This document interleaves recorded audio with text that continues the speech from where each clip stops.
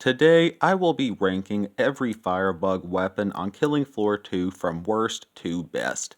Before we get into it, I would like to note that the Fireman's Knife, Molotovs, and Starting Pistol will not be on this list, and we will only be looking at Firebug weapons, so no guns from other perks that are also sold under Firebug, and we are looking at weapons on the third highest difficulty, which, due to community guidelines, I cannot call by name. Finally, I chose the skill which doubles your magazine size, unlockable at level 5, and the skill that gives Zeds a 30% chance to blow up when on fire, unlocked at level 15. That out of the way, coming in at number 13, the worst Firebug gun, I place the HRG Scorcher. This thing is honestly one of the worst weapons in all of Killing Floor, in my opinion. First off, this thing is a flare gun, which means you have to reload after every single shot. So this thing spends more time reloading than it does shooting. And the Scorcher has a maximum ammo capacity of 32 rounds, I believe, meaning with its primary fire, if you have 100% accuracy, the maximum amount of Zeds you can kill with it is 32. And more realistically, it's 15 to 20, as you're not going to have 100% accuracy all the time, and tougher Zeds take multiple rounds to kill. This gun has one small redeeming factor in its secondary fire, which pretty much shoots out miniature Molotovs, but again, you have to reload after every shot, so it's just an awful gun that you should never buy. Now, at number 12, I put the Thermite Bore. Now, I would like to note for this, the Scorcher and Burn, which is next on this list, I got my footage specifically on the map Moonbase, because these guns are really just insta-death weapons, and Moonbase is a super easy map because of the lack of gravity. I initially tried to get Thermite Bore footage on another map, and I almost instantly died while trying to use this thing, and I likewise severely struggled with the Scorcher and Cult Gun on maps with normal gravity. The idea of the Thermite Bore isn't completely awful, but it's kinda like the War Machine on Black Ops 2 Zombies in that it fires delayed explosives. In a game like Killing Floor, where you need a gun capable of getting you out of a corner, the Thermite Bore just flops hard. It's heavy, and you move like your legs are stuck in molasses while carrying it. It's expensive and unreliable in my experience, and the fact that this thing shoots delayed explosives is just... no. While you can manually detonate them, I'd still rather have impact explosives and not have to constantly alternate between the trigger and detonation buttons.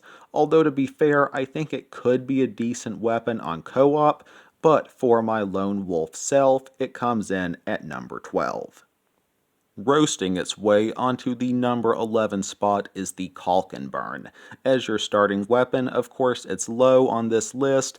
It doesn't have much ammo, not a lot of range, very little shot per shot damage, will seldom back you out of a corner, and is possibly the worst starting weapon on all of Killing Floor 2.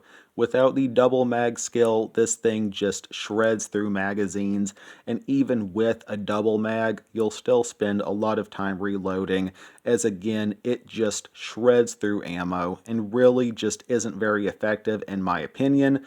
But hey, it's the starting weapon, it's not supposed to last very long. Although it is very creative, I must give that to the Burn. It's definitely very creative, and it comes in at number 11. At number 10, I put the HRG Dragon's Blaze.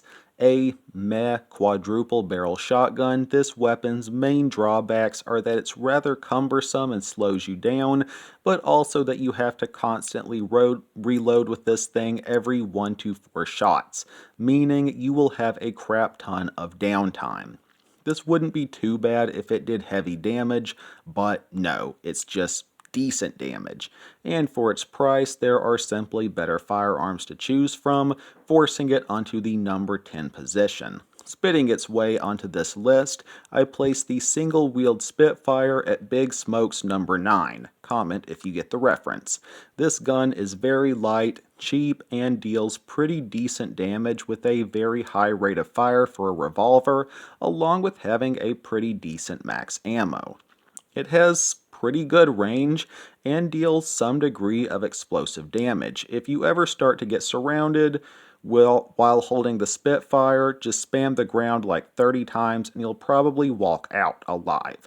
Not the best Firebug gun for sure, but it 100% gets the job done, comes in at number 9. At number 8, I place the Flamethrower, a decent weapon, not really good or bad, it's just decent. It doesn't have the best range, so that's a minus, and it's a little heavy. Doesn't do a lot of shot per shot damage, but focuses more on doing burning damage over time, so you can't always count on it to get you out of a corner. Not really much to say about the Flamethrower, to be honest, other than it comes in at number 8. For the number 7 slot, I place the dual Spitfires. Basically the Spitfire, but you don't have to reload as often. Although reloading does take about half a second longer versus with just the single wield, but I'll take that over more frequent reloads. It's light and actually a pretty good weapon choice. I have before used it up until about wave 9. It does drop off then, but prior to wave 9, a somewhat solid weapon choice. At number 6, I put the MAC-10, which is basically a Dragon's Breath Uzi. This thing has a lot of ammo, it's light, pretty accurate even while hip firing, the price is decent, has a very high rate of fire, but again suffers from low shot per shot damage, a recurring theme in Firebug weapons, as they largely focus on burning damage over time. The MAC-10 can safely be used until about wave 9 at max, but I definitely wouldn't carry this onto a boss fight. On to number 5, where we start to get into the really good weapons. I place the Dragon's Breath Shotgun. This thing has a lot of ammo, a very fair price, lightweight, I want to say the second highest shot per shot damage of Firebug guns after the Thermite Bore, a good rate of fire for a pump action shotgun, but ultimately is a pump action, and thus held back by the downsides of pump actions, being a slow reload and, compared to other weapon classes, a low rate of fire. I wouldn't use it as a primary weapon beyond wave 6, but is a reliable secondary up until the final boss really, comes in at number 5. At number 4, I place the HRG Incendiary Rifle. Being honest, the number 4 spot was a tough call between the Dragon's Breath and the HRG, but I give this one to the Incendiary Rifle because of its grenade launcher. Its primary fire is okay, launching burning bullets at a very high rate of fire with a very fast reload, and this thing is incredibly light, but its grenade launcher is just great really for everything. Flesh pounds, scrakes, bosses, it packs a punch for sure. Also not something I'd use as a primary after round 6-ish, but a great secondary for the entire game. Going into the top 3, I give the third slot on my list to the Husk Cannon. Wielding the weapon of your enemy, it's a little heavy, but not too bad. You can charge shots to pack a bigger punch on tougher enemies, or if you're short on time, you can also spam the trigger, and the Husk Cannon has a fair magazine size. Still not the best Firebug gun, but it's also pretty good. In second place, I award this title to the Microwave Gun, one of the most brutal guns in Killing Floor, as it cooks Zeds from the inside out with microwave rays and is very effective at what it does. This thing has a fair range, a high rate of fire, and a crap ton of ammo. Its limited range is really its main drawback, which is one of the biggest reasons the Helios rifle takes the first place blue ribbon. The Helios rifle is the best Firebug weapon in my opinion. It's light, has a very high rate of fire and high range, does fair shot per shot damage with a lot of reserve ammo. It is a little pricey at 2,000 dosh, but is 100% worth the investment. This bad boy can tackle whatever you throw at it, and it looks really cool in my opinion. Although for some weird reason it can't be upgraded, but even with that, it comes in first place. Well everyone, that's my video for today. This video took a really long time to make, so I hope someone enjoyed it. By request, Commando will be the next perk I choose, so maybe subscribe if you want to see the third installment in my mini-series of ranking killing floor weapons. Episode 1 was support, link in description, and the end card if you want to check that out. And for anyone new here, I mostly play, review, and discuss horror and zombie games, so feel free to check out some of my other vids if that sounds interesting.